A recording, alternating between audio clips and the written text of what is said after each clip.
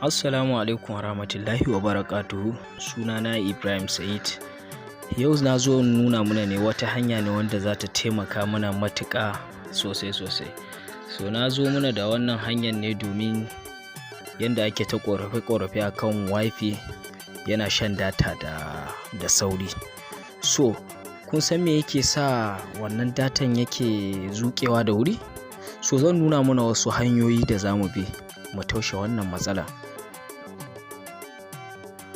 Wato akwai wasu applications wanda suke zuzuke mana datocinmu da muke yawan kunna wifi da shi. So za mu je cikin wannan settings don in nuna muku hanyoyin da za ku bi ku taushe wannan matsalolin.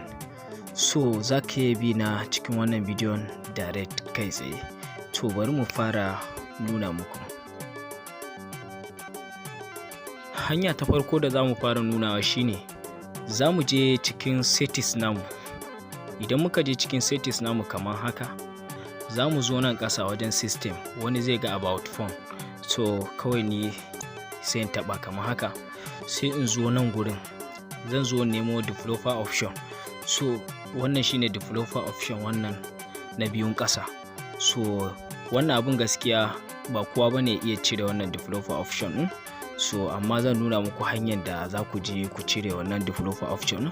Kawai idan ka shigo nan kawai in ka taba about phone din nan haka, so za ka nemo build number.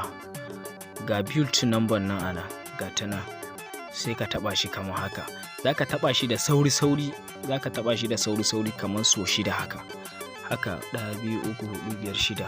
To zai ce ma developer option now. So amma ni da yake already na riga na cire shi, so za ku ga nan na taba zai ce mun need, ina da shi kenan, already ina da shi. So bari mu je in nuna mana abin da ya kawo mu. Sai ka shiga cikin developer option din kamar haka, ga ta nan ana, kana taba ta kamar haka, za ka yi ƙasa kana tahowa nan gurin da kuke gani, gashi nan kenan, mobile data always active. So wannan za ka iya rufe shi, saboda ka gani in ka karanta a ƙasan ka gani abin da suke faɗa, ka cewa ko da yaushe zai dinga amfani da wifi wajen update na wasu application da update na su teams da sauransu, da update da dama wanda wayoyi suke bukata. So za ka yi zuwa kawai ka kashe shi kamar haka. Amma fa karka yadda ka taɓa wani abu a nan gurin wanda ba abin da na nuna ba, don gaskiya nan wani na'ura ne wanda yake rikitar da waya. A nan duk wani software yake mai ƙarfi. So in ba abin da na nuna ba, karka yadda ka taɓa kowanne daga ciki. So kaga idan ka kashe shi hakan nan, to zai zamanto ba ruwansa, ba zai dinga yi ma amfani da wifi ka ba. So za ka kalla mafi yawanci idan ka kunna wifi naka ma za ka kalla ba da kilobyte da ke amfani ba, da megabyte da ke amfani. So wa'annan abubuwan su suke janyo mai wannan problem ne.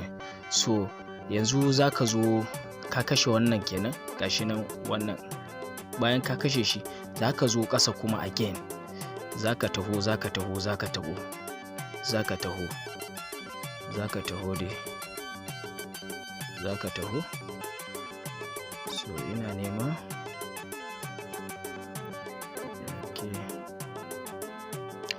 Kaga wannan background process limit nan, shi ma za ka iya dakatar da shi, amma shi wannan gaskiya ban baka shawara ka dakatar da shi ba, sabida shi wannan saboda ko da a ce kana wani downloading, in kai minimizing wannan downloading din ba zai katse ba. So amma in ka rufe wannan abun, gaskiya kana downloading kana minimizing ka fita, downloading naka zai tsaya, sabida wannan shi kuma wannan background process yana amfani ne da data, kamar in ce da yana kamar in ce shi yake ba wa application dama ya zuke data. So amma wannan karka dakatar da shi, sabida akwai masu downloading da sauransu da WhatsApp, so in sun yi minimizing, saboda sako ba zai shigo ba. So amma karka taɓa wannan, za ka zo ƙasa again. Nan gashi nan da aka ce inactive apps, za ka shige shi kamar haka. Idan ka shige shi kamar haka, idan ka kula a nan gurin, duk wani application da ka gani a nan gurin za ka kalle shi, ka kula za ga wasu application an sa musu inactive, wani application kuma an sa musu active. So ba wannan bane ya kawo mu, kawai zaka zo ka nemo settings, zaka zo ƙasa ga settings, zaka yi haka, zaka taba shi. Bayan ka taba shi, idan ya nuna, in kuma ya nuna ma already yana active to ka bar shi active, amma mafi yawanci za ga wani idan ya shigo za ga shi yana inactive. So amma yanzu yana active. So yanzu abin da ya kamo mun kammala shi, za mu fita. Shikenan wannan bangaren an gama da shi. So zaka fita, zaka zo ka nemo, zaka fita nan, zaka zo ka nemo network and internet naka, zaka taba shi, gashi nan ni a nan nawa, sai in taba shi kamar haka. Zan zo nan gurin gashi nan wannan rubutu na ƙasa nan da aka rubuta data, zaka shige shi kamar haka. Bayan ka shige shi kamar haka, zaka yi ƙasa, zaka nemo inda aka rubuta wifi data usage, sai ka taba shi haka. So anan za ku ga wasu application ma na restricted nasu, so kai ma zaka iya yi. Kawai zaka zo ka taba application wanda ka ga yafi jan data, ka duba wannan application ka duba wajen megabyte 713 yake ja. So wannan application ya kamata a ce na dakatar da shi. So ya za in dakatar da shi ya daina sha min data sai in har na shiga application din tukunna ya dinga zuƙan data ta. So kawai abin da zan yi sai in taba shi kamar haka, ga inda aka rubuta background data nan, sai in kashe shi kamar haka. To wannan fa da na kashe fa, to ba zai yi aiki ba sai lokacin da na shige shi nake so na yi amfani da shi tukunna zai yi amfani, amma ba zai taba sace min data na ba, ban umarce shi da ya yi min amfani da data na ba, so ba zai min amfani da data na ba. To idan kana son hakan, gaba ɗaya zaka bi duk wani application naka wanda in ba ka shiga ba to ba zai taba yiwa ya jama data ba. So ta wannan hanyar ne duka zaka bi, duka ka kashe duk wasu applications naka wanda suke jama data, zaka shiga kawai ka dinga kashe su. Kana daga duk wanda ka kalla background nashi kawai ka kashe shi kamar haka, sai ka samu WhatsApp naka ma ka kashe using background naka. Gaba daya anan duk wani application da kake so duk zaka bi ka kashe duk wani wannan nasa amfanin data bayan fage da yake ma. So anan gaba ɗaya zaka bi duk ka ciccire su, kana ciccire su magana ya ƙare. Zaka ga kana connecting na wifi naka zai fara ma amfani da kilobyte ba megabyte ba. Sannan kuma zaka iya zuwa bayan ka shiga cikin developer option naka, bayan ka gama wancan settings sai ka koma developer option, zaka kashe scanning wifi, shi ma gashi nan muje nan gashi nan ka kalla always allow wifi room scanning. So in ka gan shi a kunne ka kashe shi, don wannan shi ma gaskiya yana sa wifi yana zuƙan data sosai.